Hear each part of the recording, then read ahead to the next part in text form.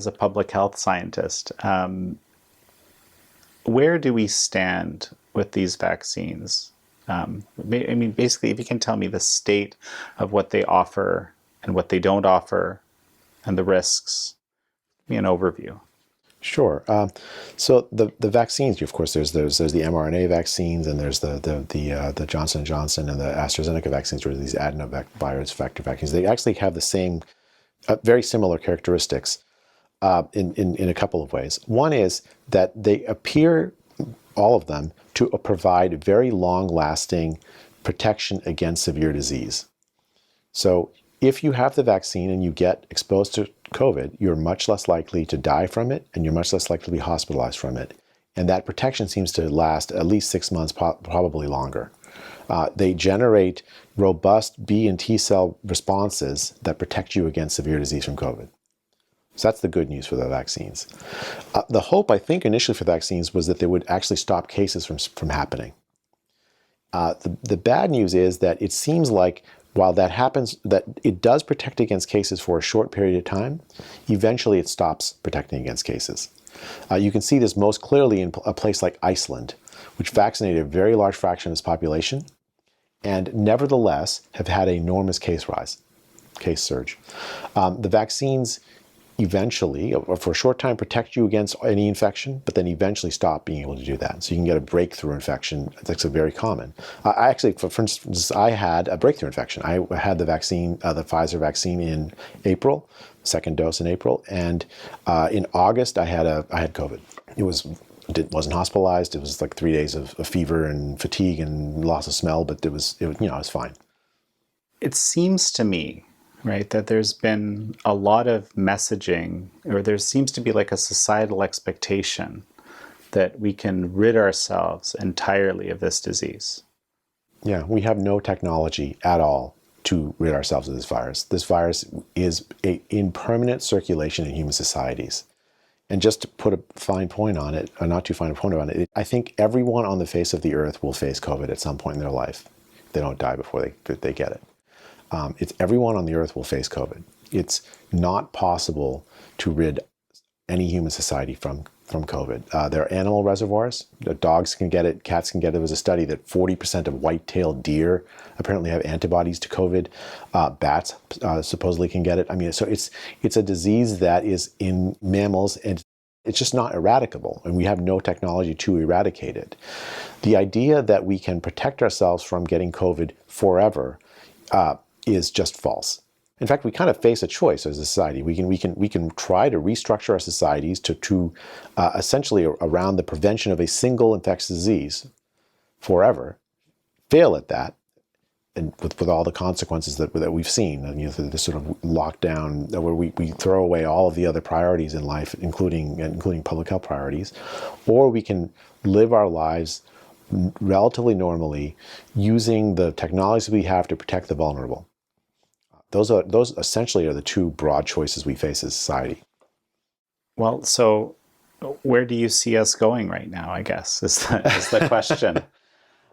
I don't know the answer to that. So I did an interview of Lord Sumption, who's the Supreme Court Justice in the UK, former UK Supreme Court Justice, and very vocal against lockdowns. And his view is that we are in for a dark age. The COVID era has exposed all kinds of weaknesses in our democracies. This sort of lockdown ideology is more or less in some ways permanent. COVID may end, but there'll be other panics and other things that undermine our liberal social order. I don't know. I guess I'm not quite so. He calls it a new dark age. Martin Kulldorff has argued that the age of enlightenment is over. I guess I'm not quite so pessimistic. Mm-hmm. I think that the liberal social order is much more robust than we realize, although it looks like it's on life support right now. And I think it will come back. I think the key thing is that we have to, as a society, start addressing the panic and fear that we've caused about COVID. And once that recedes, people's normal values, normal ethics, normal desire for normal life will return. And I think a lot of the pathology we've seen has to do with fear, like with primal fear of infectious disease. So when you say the liberal social order is kind of on life support, are you talking about what we're seeing, for example, in Australia? Are you talking about what we're seeing here? Like, dig into that for me a little bit here. Sure. Well, Australia is an extreme example. I mean, they effectively are not a liberal democracy at this point, right? They're essentially under martial law.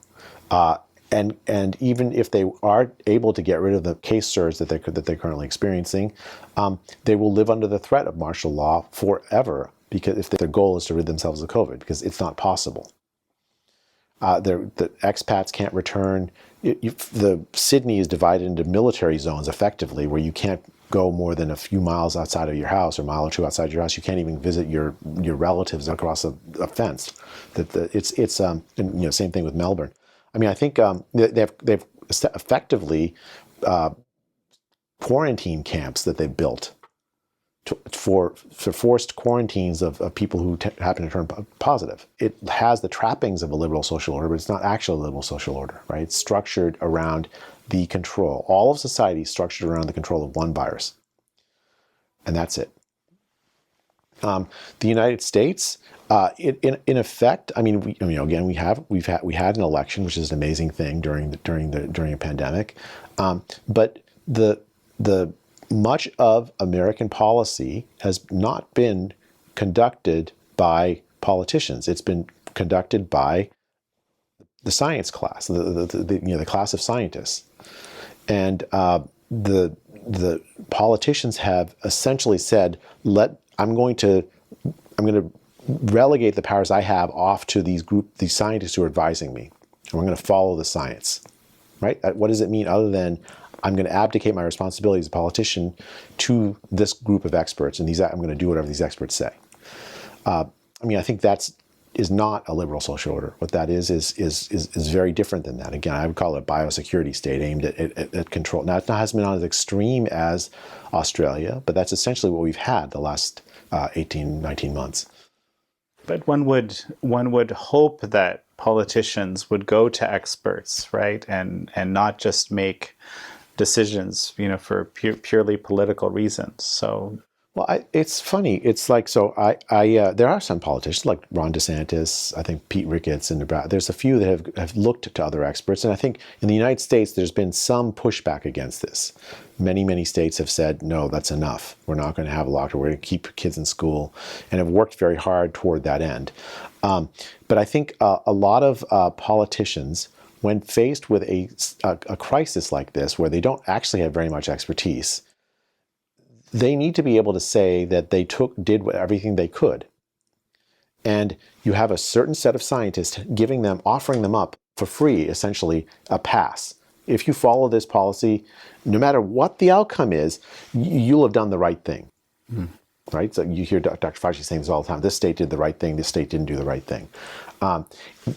That's catnip for a politician. They can offload the risk of whatever policy choice they make to the expert class.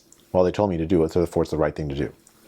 No matter whether you have a catastrophic outcome like nursing homes in New York City exposed where you're overrun with COVID patients because you sent COVID-infected patients back there, well, the experts told me to do it.